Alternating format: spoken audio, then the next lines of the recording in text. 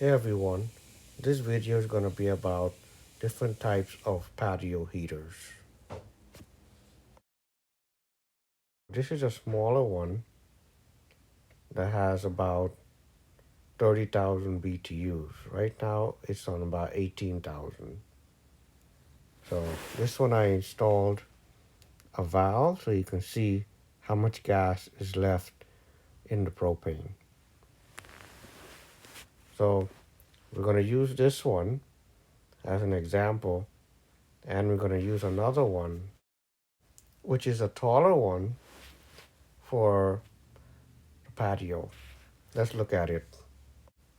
Now this one here has about 48,000 BTUs. So it's a little more taller, and when you're standing up, you can feel it right on your head.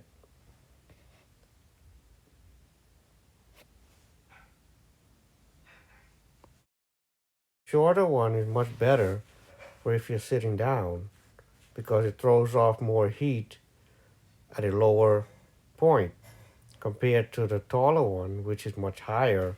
The heat, you have to stand up to feel the heat.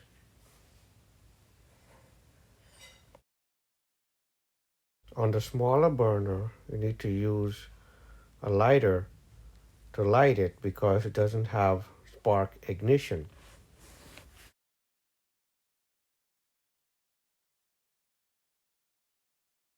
The taller one has spark ignition. Let's take a look at it. The propane tank is on the bottom and the gas line runs all the way up to the top.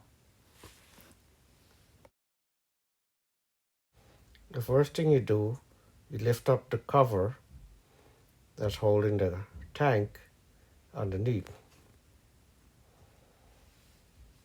Open the gas valve.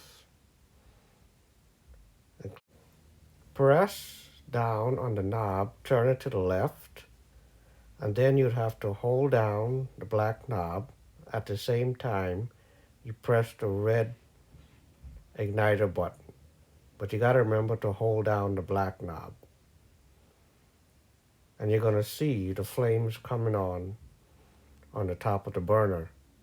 But you have to hold down the knob for about 15 seconds until the thermocouple heats up. And then you can let go of the black knob after that time is up.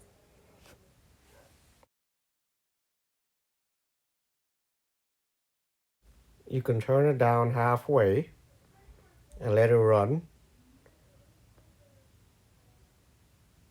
And you'll see that the part at the top is going to start to get red. This igniter works with 2 batteries. So it's self-igniting, and you don't need to use a separate lighter to light it.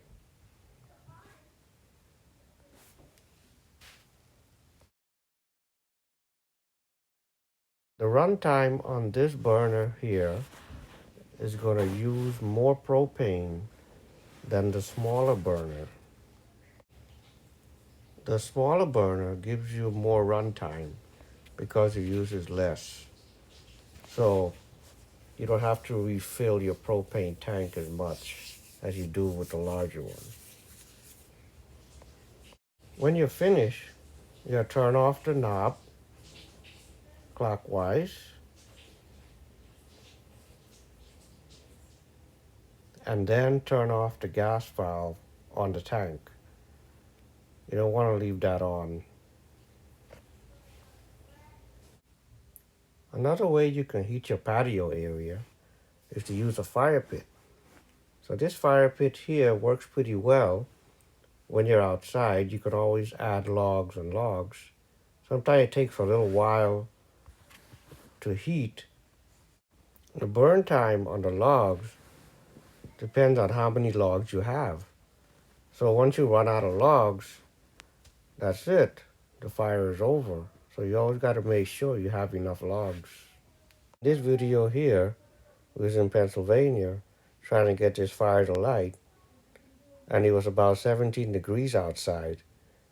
but it was running pretty good. The only problem was that it was too windy.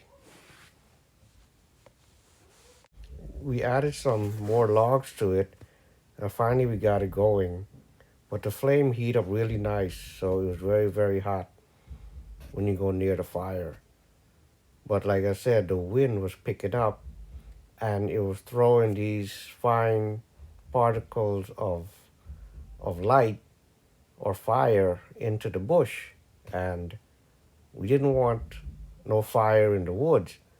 So we decided later on just to out it, just to, so we don't have any problems outside. But it was pretty nice. If the day wasn't windy, we probably would have stayed outside there a little more longer. But the time was 12, about 12 a.m. in the morning, and we was having a lot of fun outside.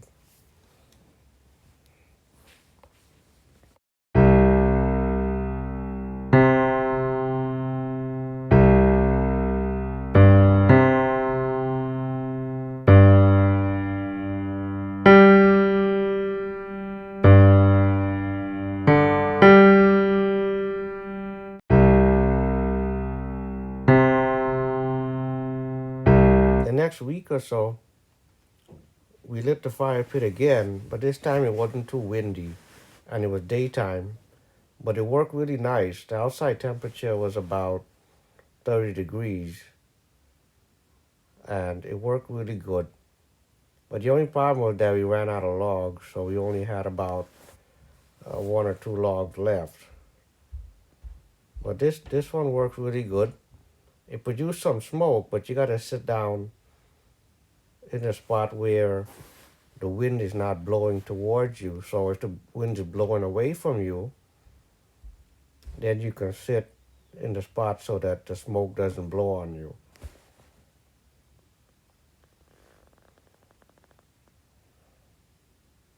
So thank you for watching. Don't forget to like and subscribe.